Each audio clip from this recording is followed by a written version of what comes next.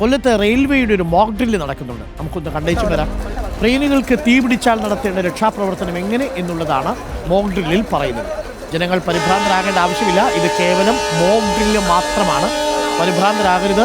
Mock ഡ്രില്ലിലാണ് ഇപ്പോൾ പ്രേക്ഷകർ കണ്ടുകൊണ്ടിരിക്കുന്നത്. ഏതെങ്കിലും തരത്തിൽ അപകടം നടന്നതിൻ്റെ ദൃശ്യങ്ങളല്ല. മോക്ക് ഡ്രില്ലിൽ ഒരു തീവണ്ടിക്ക് തീ പിടിച്ചു കഴിഞ്ഞാൽ വളരെ പെട്ടെന്ന് ആളുകൾ അവിടെ എങ്ങനെയാണ് രക്ഷാപ്രവർത്തനം നടത്തേണ്ടത്, എങ്ങനെയാണ് സംവിധാനം പ്രവർത്തിക്കേണ്ടത് എന്നുള്ളതാണ് മോക്ക് ഡ്രില്ലിൽ പറയേണ്ടത്.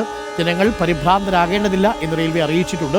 ദിലീപ് ദേവസ്യയുണ്ട്. ദിലീപ് ദേവസ്യ, മോക്ക് ഡ്രില്ലാണ്. ഒരു തീവണ്ടിക്ക് തീ പിടിച്ചാൽ എങ്ങനെയാണ് പെട്ടെന്ന് യാത്രക്കാരെ തീവണ്ടിയിൽ നിന്ന് പുറത്തിറക്കുന്നത്, കമ്പാർട്ട്മെൻറ്റിൽ നിന്ന് പുറത്തിറക്കുന്നത്, അടിയന്തരമായിട്ട് എല്ലാ സംവിധാനങ്ങളും അവിടെ എത്തുന്നുണ്ടോ, ഇതെല്ലാം പരിശോധിക്കാനാണ് മോക്ക് ഡ്രില്ല് നടത്തുന്നത്. അപ്പോൾ മോക്ക് ഡ്രില്ല് പുരോഗമിക്കുകയാണോ? മറ്റേ യാത്രക്കാർ പേടിച്ചിട്ടൊന്നുമില്ലല്ലോ അല്ലേ? തീർച്ചയായിട്ടും ഡോക്ടർ അരുൺകുമാർ, ഇതൊരു മോക്ക് ഡ്രില്ലാണ്. ജനങ്ങൾ പരിഭ്രാന്തരാകേണ്ട ആവശ്യമില്ല എന്ന് കൃത്യമായി തന്നെ റെയിൽവേ അറിയിക്കുകയും ചെയ്യുന്നുണ്ട്. ഒരു ട്രെയിനിന് തീ പിടിച്ചാൽ എങ്ങനെയായിരിക്കും രക്ഷാപ്രവർത്തനം എന്നുള്ളതാണ് ഇവിടെ കാണിക്കുന്നത്. ഉടൻ തന്നെ പോലീസും ഫയർഫോഴ്സും ആംബുലൻസും എല്ലാ സൗകര്യങ്ങളും ഇവിടെ എത്തുകയും ചെയ്തു. ഈ ട്രെയിനിൽ കുടുങ്ങിയ ആളുകളെ രക്ഷപ്പെടുത്തേണ്ടത് അല്ലെങ്കിൽ ഇറങ്ങേണ്ട കാര്യങ്ങളെല്ലാം തന്നെ വ്യക്തമാക്കുകയും അതിന് വേണ്ട സജ്ജീകരണങ്ങൾ ഒരുക്കുകയും ചെയ്യുന്നുണ്ട്.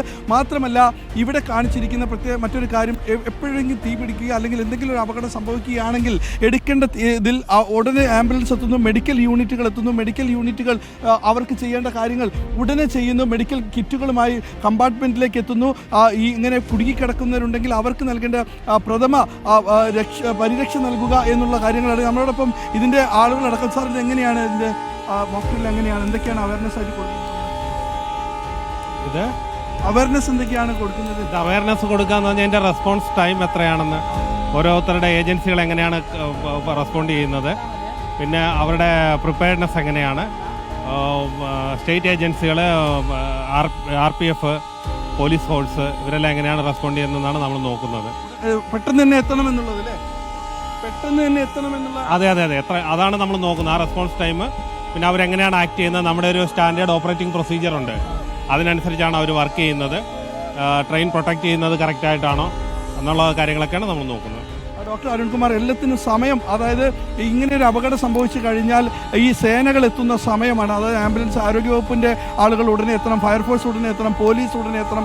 അതിൻ്റെ ഒരു സമയം, NDRFിൻ്റെ ആളുകൾ, അങ്ങനെയെല്ലാം തന്നെയാണ് ഇപ്പോൾ നമ്മൾക്ക് കാണുന്നത്. ഒരു മോക്ക് ഡ്രില്ലാണ്. ആരും പരിഭ്രാന്തരാകേണ്ട ആവശ്യമില്ല. ആ രക്ഷാപ്രവർത്തനം എങ്ങനെയായിരിക്കും എന്നുള്ളതാണ് ഇപ്പോൾ ഈ ദൃശ്യങ്ങളിലൂടെ തന്നെ കാണുന്നത്. ഉള്ളിൽ കുടുങ്ങിക്കിടക്കുന്ന ആളുകൾ ഉണ്ടെങ്കിൽ അവരെ രക്ഷപ്പെടുത്തുന്നതിന് ഒരു മാതൃക മാത്രമാണ് ഇപ്പോൾ ഇവിടെ കാണിക്കുന്നത്. ആളുകൾ പേടിക്കേണ്ട കാര്യങ്ങളില്ല എന്ന് വീണ്ടും വീണ്ടും റെയിൽവേ ഓർമ്മപ്പെടുത്തുകയാണ്. ഈ ചുറ്റുവട്ടമെല്ലാം യാത്രക്കാർ ഇങ്ങനെ ഈ ഇത് നോക്കി നിൽക്കുന്നുണ്ട്, പേടിച്ച് തന്നെ നോക്കി നിൽക്കുകയാണ്. പക്ഷേ അപ്പോഴൊക്കെ ആളുകൾ അവിടെ അനൗൺസ് അടക്കം ചെയ്യുന്നുണ്ട്. ഇത് മോക്ക് ഡ്രില്ലാണ് എന്നുള്ളൊരു അനൗൺസ്മെൻറ്റും നൽകുന്നുണ്ട്. Doctor Arunkumar, okay, thank you. ദിലീപാണ് വിവരങ്ങൾ നൽകിയത്. പ്രിയപ്പെട്ട പ്രേക്ഷകരെ, അത് മോക്ക് ഡ്രില്ലായിരുന്നു. പരിഭ്രാന്തരാകേണ്ട ആവശ്യമൊന്നുമില്ല. റെസ്പോൺസ് ടൈം എത്രയുണ്ട്? പല ഏജൻസികളും വിളിക്കുന്ന സമയത്ത് കൃത്യമായിട്ട് ആംബുലൻസ് വരുമോ, വിളിക്കുന്ന സമയത്ത് ഫയർ ആൻഡ് സേഫ്റ്റി വരുമോ, വിളിക്കുന്ന സമയത്ത് പോലീസ് വരുമോ എന്നൊക്കെയുള്ള ഒരു പരിശോധനയാണ്. ഈ മോക്ക് ഡ്രില്ലുകളാണല്ലോ നമ്മളെ ശക്തിപ്പെടുത്തുക.